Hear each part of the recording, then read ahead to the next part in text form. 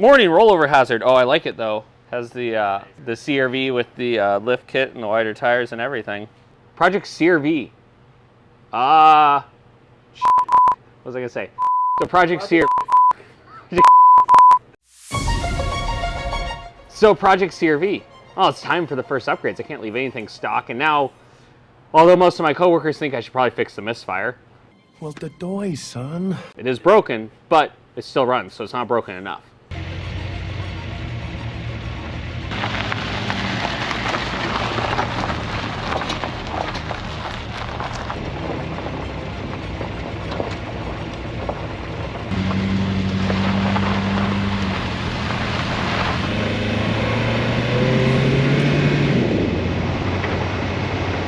We're gonna put a lift kit on it. I hit it again. I take this out to the desert a couple times a week at least to go shooting.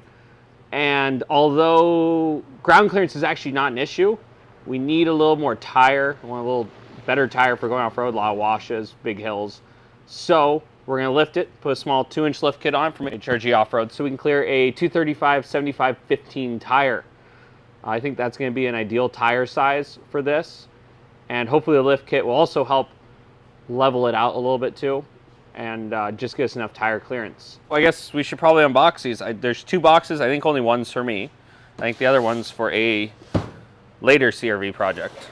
Oh God, wait. Oh no, the table I was gonna put it on moved. Remember, when lifting heavy things, lift with the back in a jerking, twisting motion. Jerking, twisting motion. I see a koozie. Always important for being in the desert.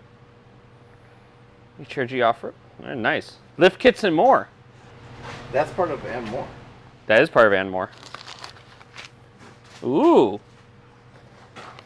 Feel like I'm at the deli counter. Oh good, there's instructions in the bottom. Definitely something I need. That looks like a rear spacer. There's the other one. I assume these are going to be, the fronts and the other front. All right, M10 150 or M10 50s and M12 80s. I'm sure the instructions will explain what those are later. Front camber adjustable ball joints. Perfect. M12 spacers, M10 spacers. Really going to need to read the instructions here. Glass brown bag. This is the T-bone steak. Oh, I was wrong. Sure camber adjusters. Nice, those are solid. Oh, hey, we got recommended tire and wheel sizes. Uh-oh. Only goes up to 225 75 15, 28.2 inches. We're going for 29. But yeah, we're putting 235s on this sucker.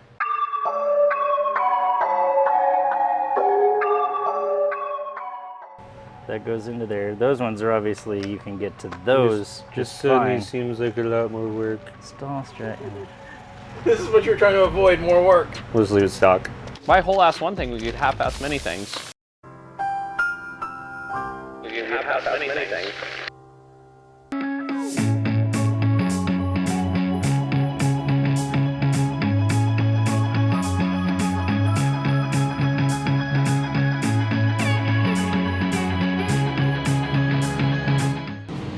Yeah, I mean, I'm just gonna cut the. Oh no, yeah. I'm just gonna cut that off. Yeah, just cut the tang off, and that's it. Tang. Every morning, wake up to Tang. T-A-N-G. And then utilize this hardware To bolt it in. to bolt it back in. So you have to turn this top hat 90 degrees because this is where the pins are, and now that's where the pins are going. So you just have to turn it 90 so that pin for your fork Stays the same.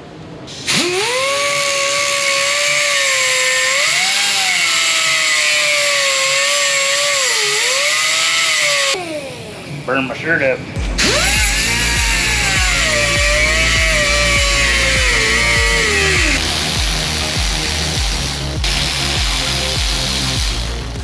I got good threads. Sweet, perfect. Now we got to do a compression.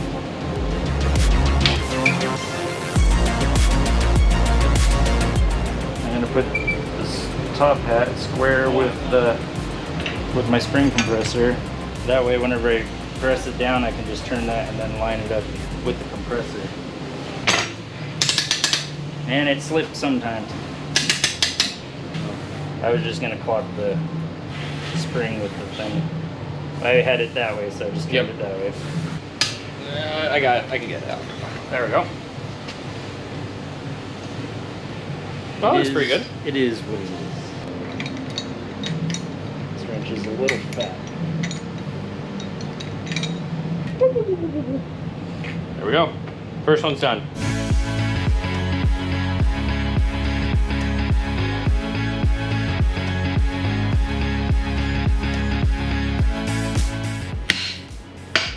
And also use a press. Yeah, most people don't have a press at You just home. have to be able to hit it.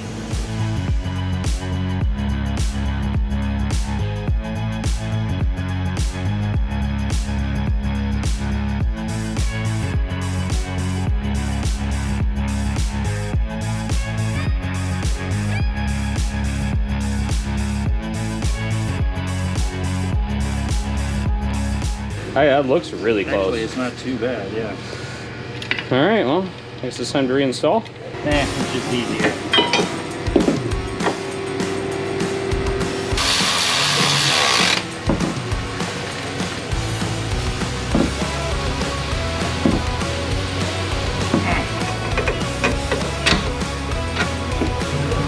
That's gonna take 2 people.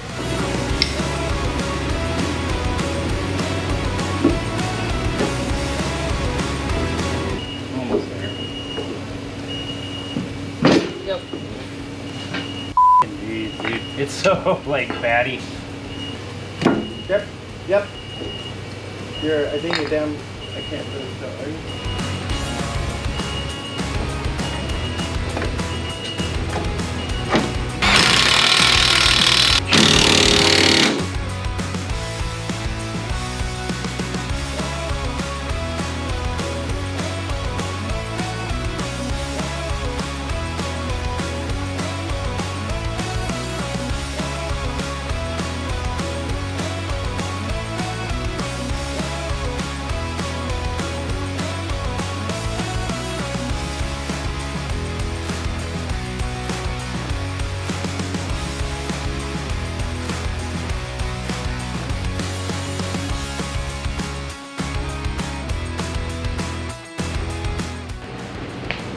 Whoa.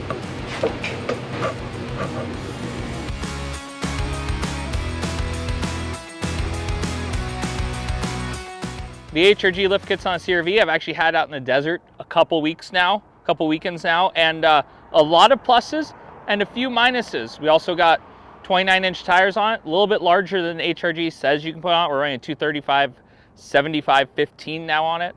I went for kind of a mixed use all-terrain because I do still a lot of freeway driving, so I didn't want any crazy mudders or anything that I had to listen to for my 30 miles of freeway drive for 20 miles off-roading, and driving back and forth to work. It's been solid though. We definitely had to clearance some things, got in alignment, it aligned fine. The camber adjusters did what they needed to do. So the reason why we went against what HRG suggests is the largest tire size is this is an easy size to find a tire in.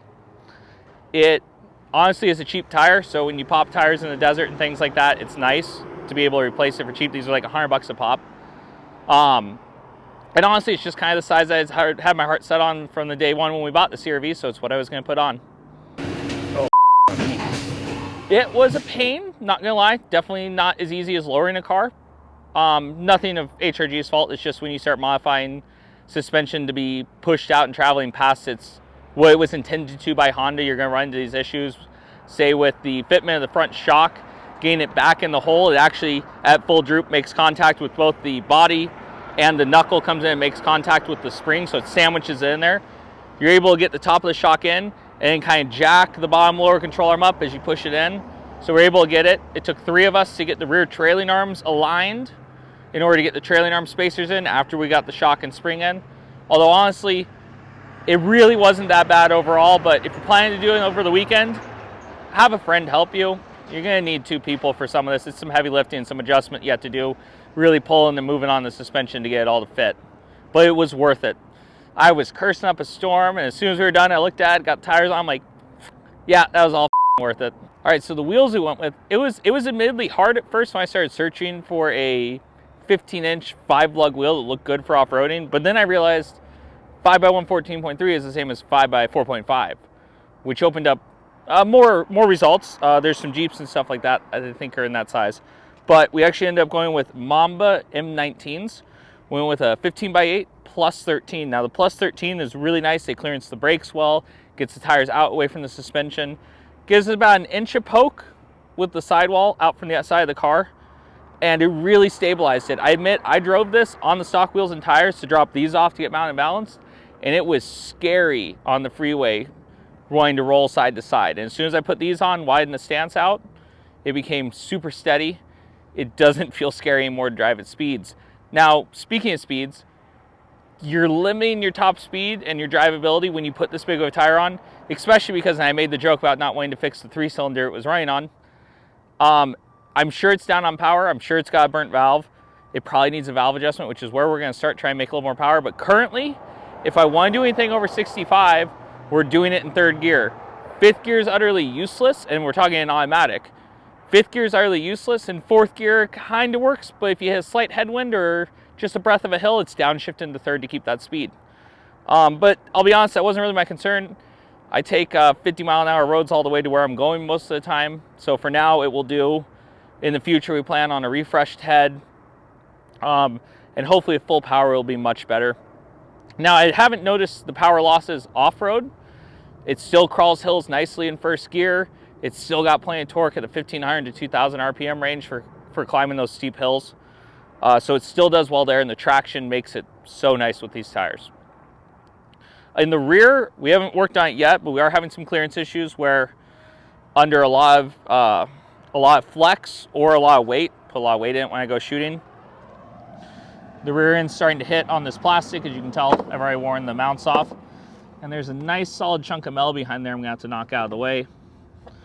But it's structural, it's pretty thick, so I gotta figure out how to do that.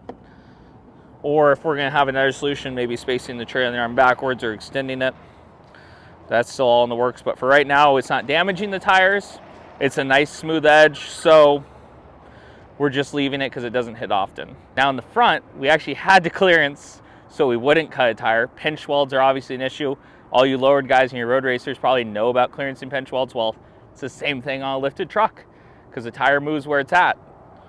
So in the front, you can actually see it. The only pinch weld I was hitting currently was in the rear lower section right here. So we had to pound, I cut it twice here and pounded this whole pinch weld away. Now we don't hit that when we're turned full lock and flexed. You can see our camber adjusters in the front. I haven't made contact with anything else in the front end yet. There's a little bit of rub on the inner fender, but it's a soft rub, so I've left it. At some point, I'll take a sledgehammer to it and move that inner fender out a little bit. Obviously, we pulled the fender liners, which has led to a lot more rocks coming in at the door and a muddier door sill, but oh well. Through rough off-roading, old parts do break. My windshield wiper stock has broken and no longer supports itself. So a hair tie and some bungee cords later, it's fine. I don't have to hold it when I go off-roading across those washboards. What else do we do? I add a roof basket because really these aren't big enough for everything that I take.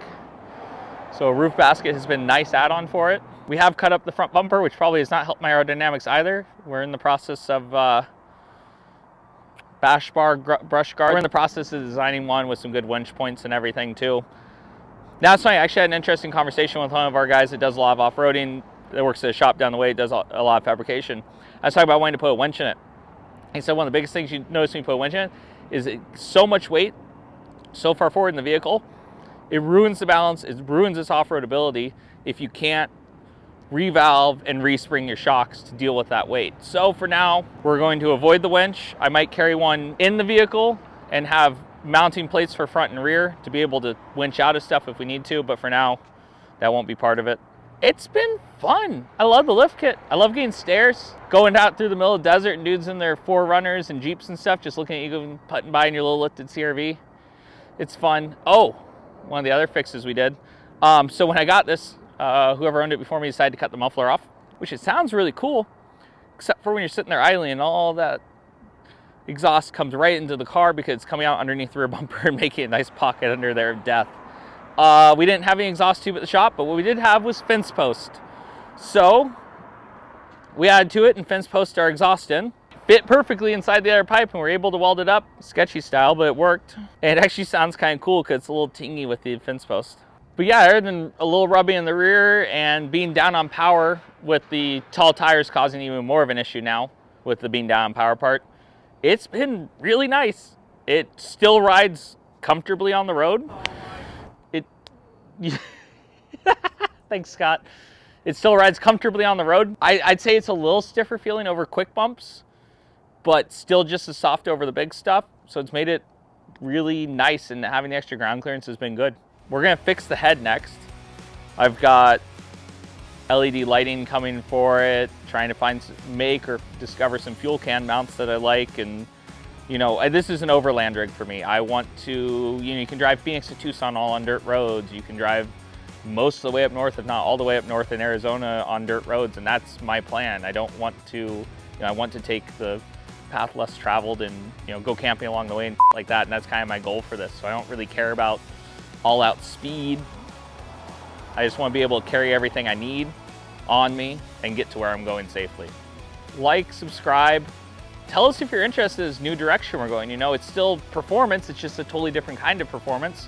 I'm really looking forward to it, and I hope you guys are too. I know there's a lot of people that have made these mistakes and already, you know, overcome the things that we're going to be finding out as we go about this. And you know, I'm looking forward to finding our own way forward through it, and I think it's going to be a lot of fun, and I hope you guys are along for the ride.